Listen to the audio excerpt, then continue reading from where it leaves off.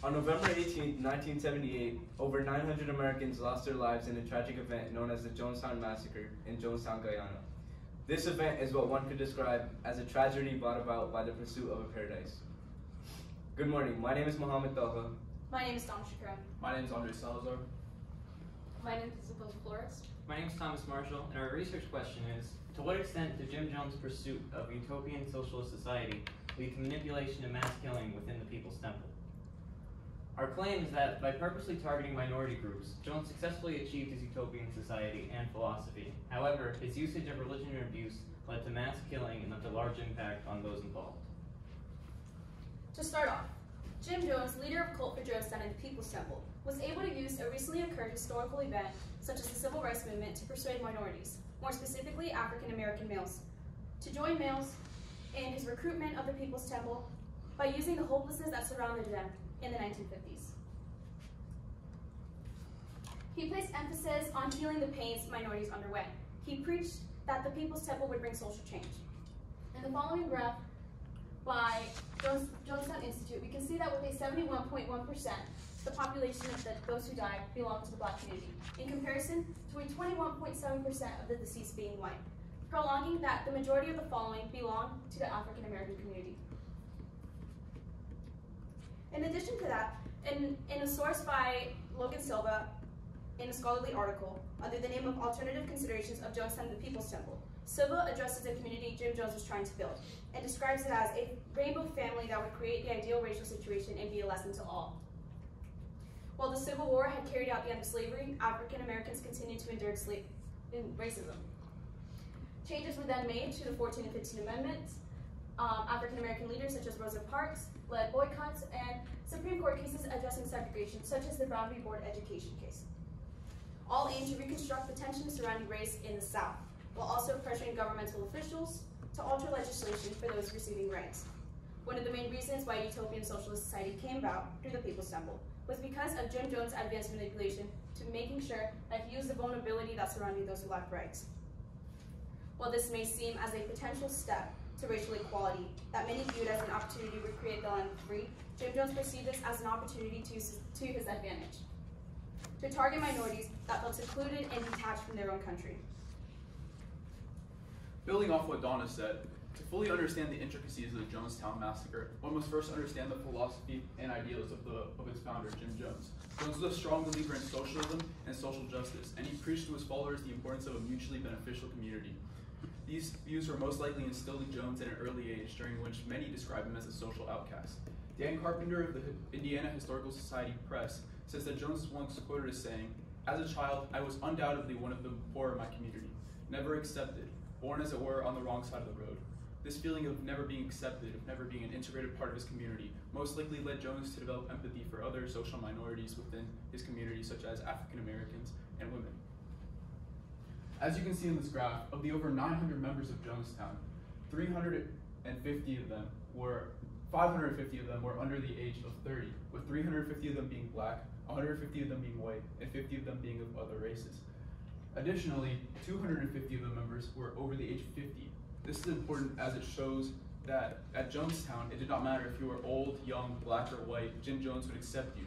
And this was extremely unique for the time, and it led to Jonestown growing at an explosive rate. However, as Jonestown grew, so did the ambition and megalomania of its founder, Jim Jones.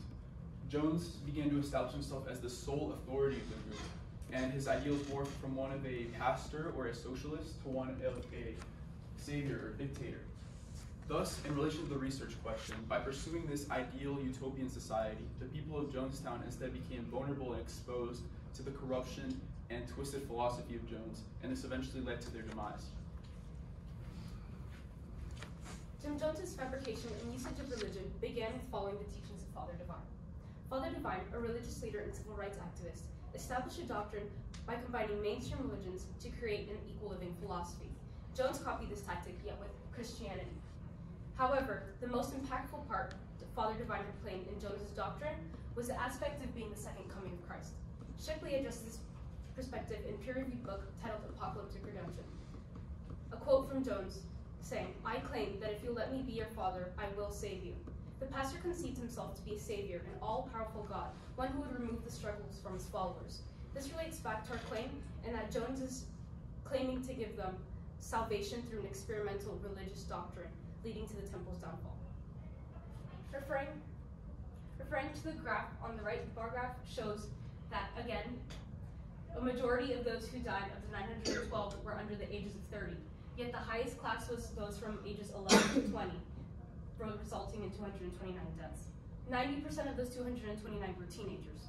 According to nationalreview.com, teenagers are greatly influenced due to wanting to be socially accepted, which correlates back to what Donna was addressing through the civil rights movement. Not only was Jones claiming that he was someone they could trust during times of struggle, but also saying that he was a god and would cure all of their struggles and illnesses is what greatly impacted them the most.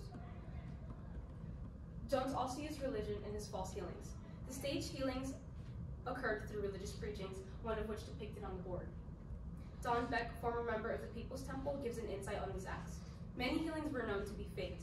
Many of them referred were perfectly healthy temple members in disguise. Many were used to bring people in or to be as crowd pleasers. This image shows this religious healing aspect. Jones with his arms extended, and the community holding hands partaking in prayer. Yet they are completely oblivious to the fact that Jones was using Christianity and these religious ideals to have them wrapped around his finger so that he could come to manipulate them later on, which will then lead to the temple's downfall. As previously stated, Jones quickly achieved the utopian society that he set out to create. However, over time, this slowly turned into more of an authoritarian dictatorship. According to interviews of Jonestown survivors conducted by NBC and ABC News, Jones held a tight grasp on all those within his group. He would physically beat, or have other members of the group beat any of those who came forward with ideas of leaving, and would psychologically manipulate all those within the group.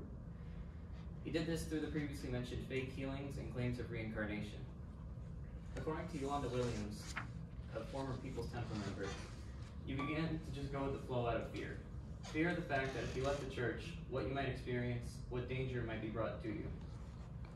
This sporadic and abusive behavior by Jones is exactly what led him and 900 of his people to their settlement in Guyana, and eventually to their demise. Jim Jones' reign of terror didn't just end with the victims of Jonestown.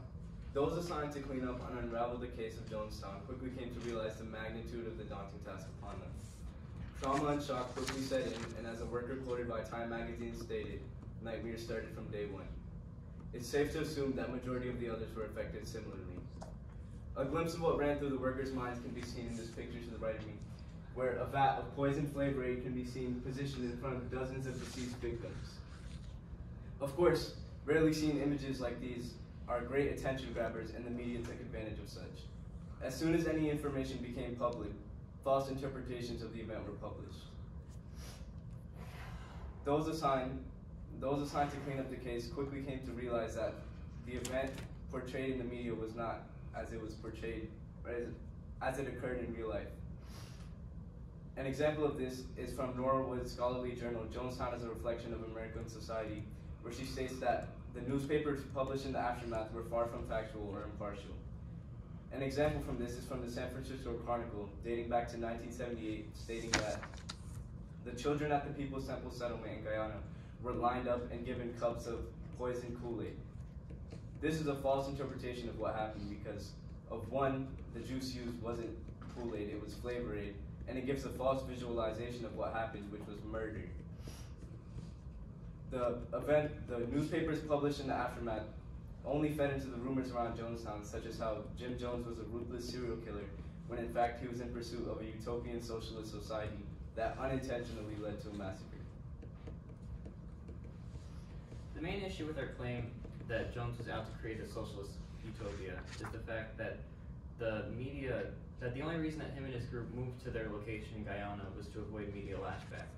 A resolution to this, however, is the fact that the Jonestown settlement was under construction long before the media had any idea what was going on within the People's Temple. Thank you. What questions do you have?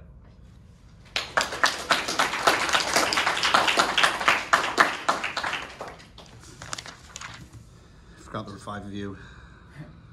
I have to put another question in. All right.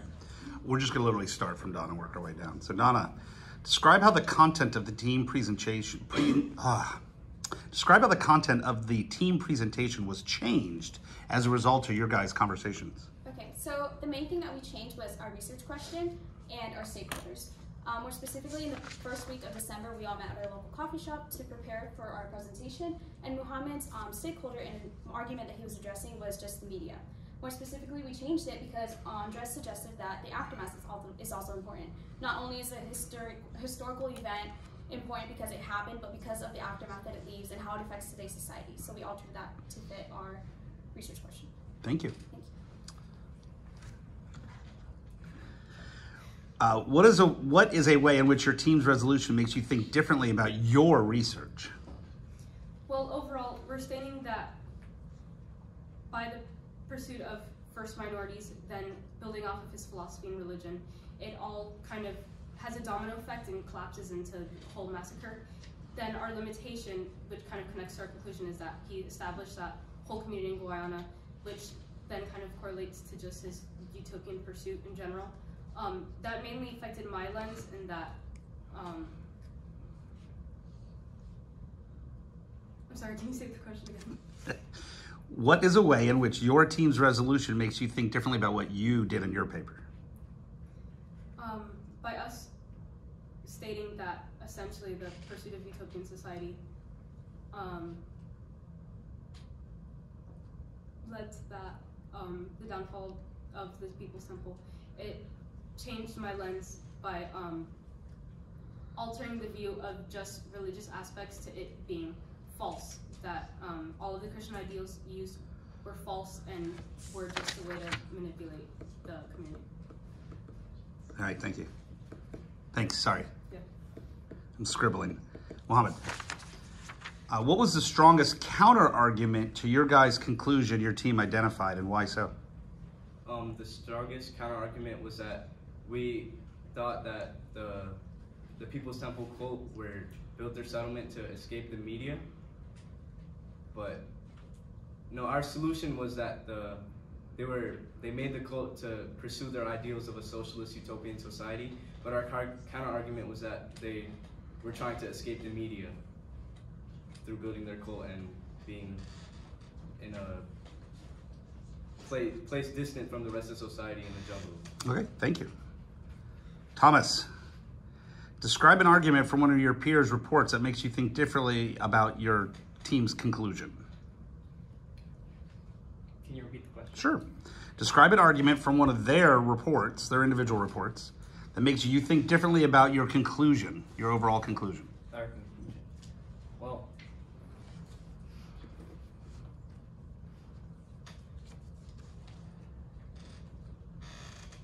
sorry. It's all right. So think of what do they write about, and how does that make you think differently about what you guys came up with a solution?